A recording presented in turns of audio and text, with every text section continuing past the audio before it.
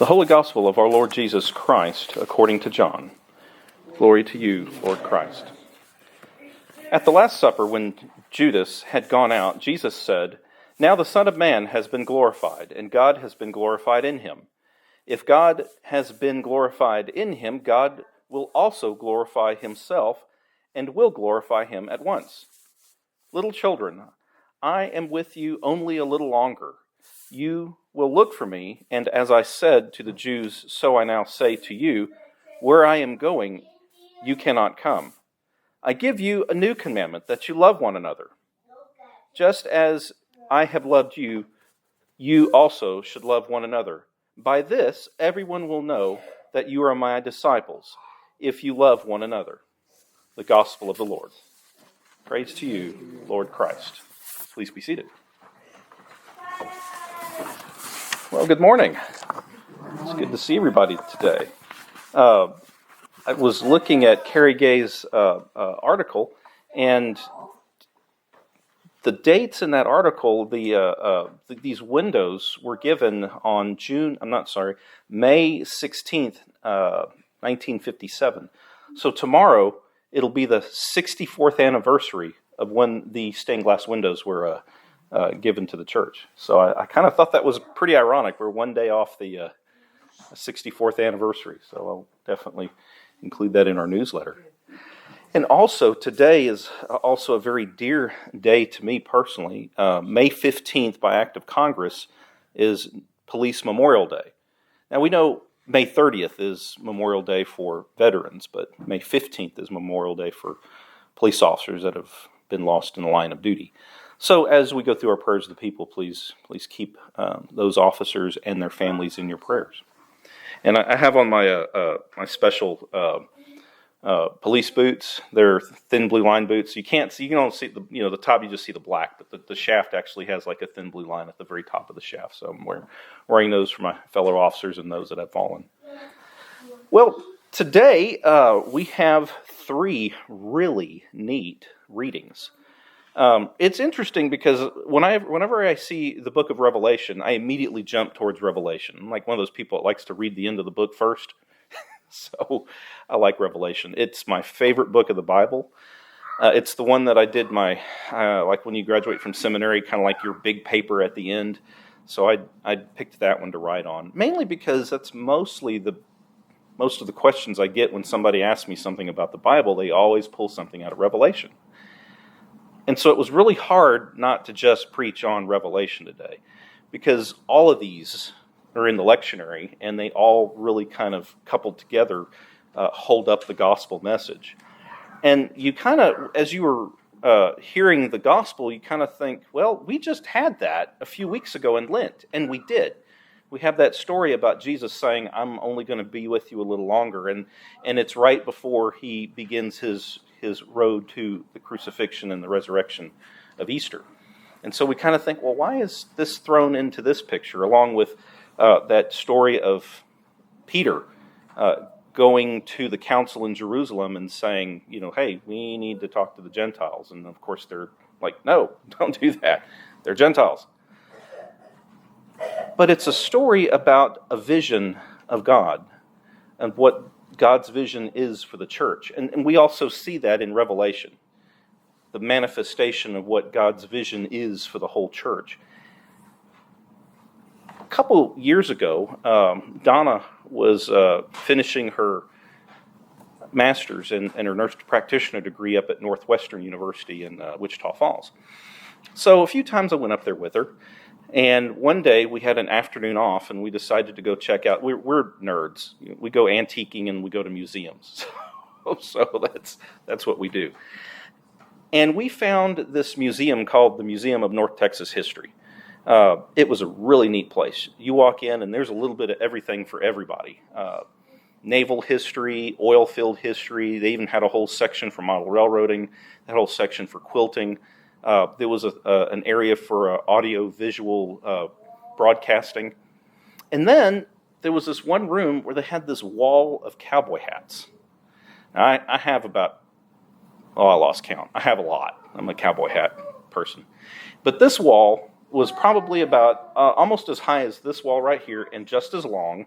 And each section came off maybe long enough to hold a hat at about a 45-degree angle. And there must have been probably 10 racks of hats. So you imagine probably maybe 500 hats on this wall, if you can visualize that.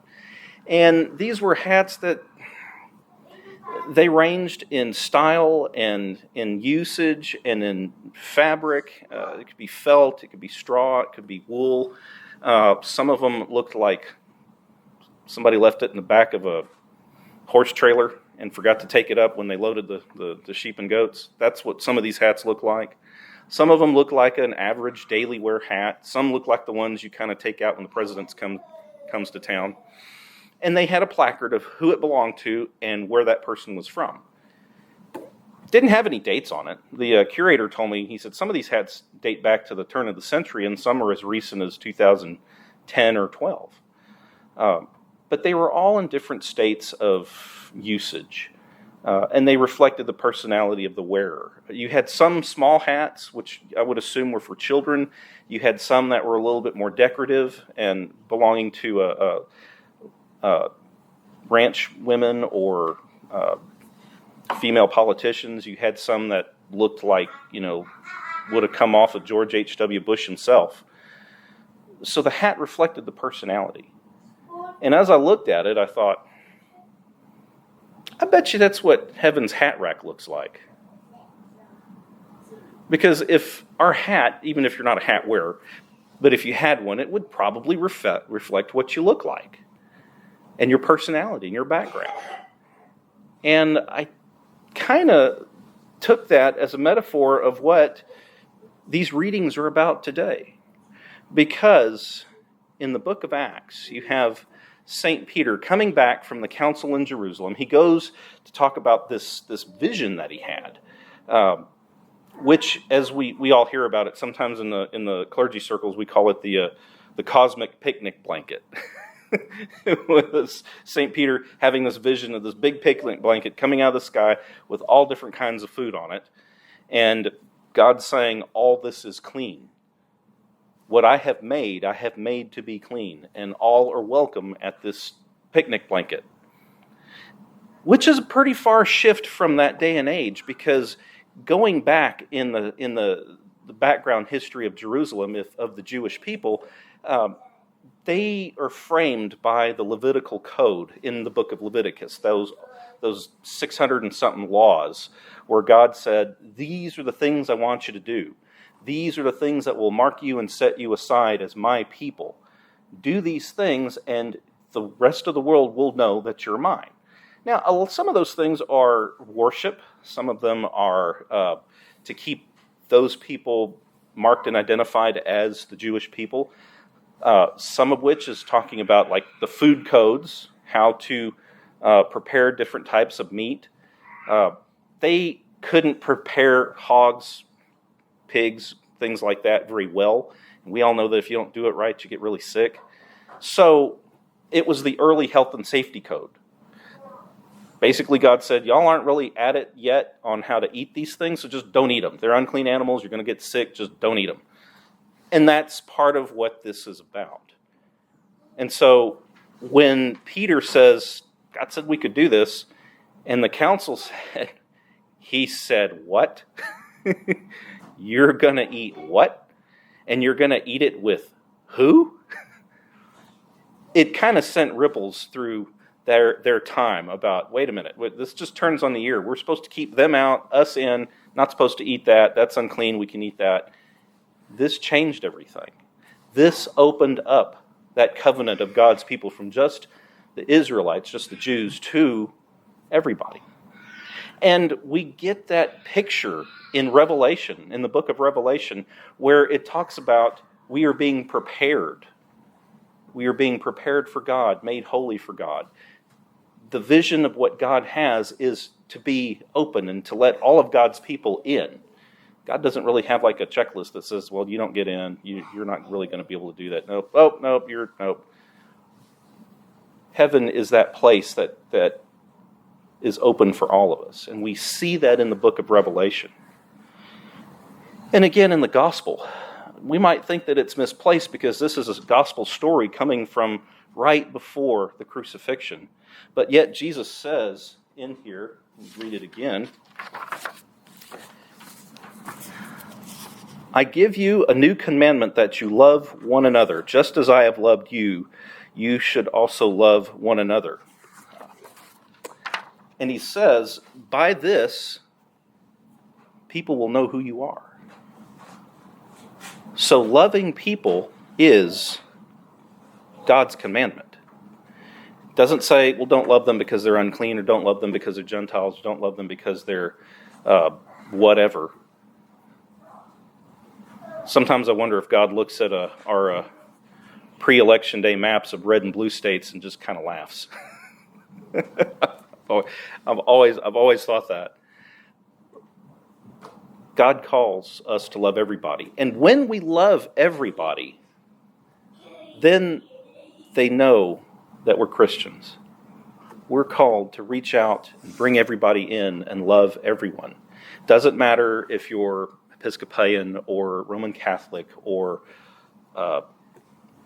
this day and age, people say, well, I'm not really religious, I'm more spiritual. Them too. We're called to reach out and love everyone. Because do you think that wall of cowboy hats, if we looked at it and said, well, I'm going to wear that cowboy hat, but not that one. I like that one, those cowboy hats reflect the personality of the wearer. And all of those cowboy hats on that wall looked beautiful together. God looks at us and says, that's the church. And they all look beautiful together. Amen.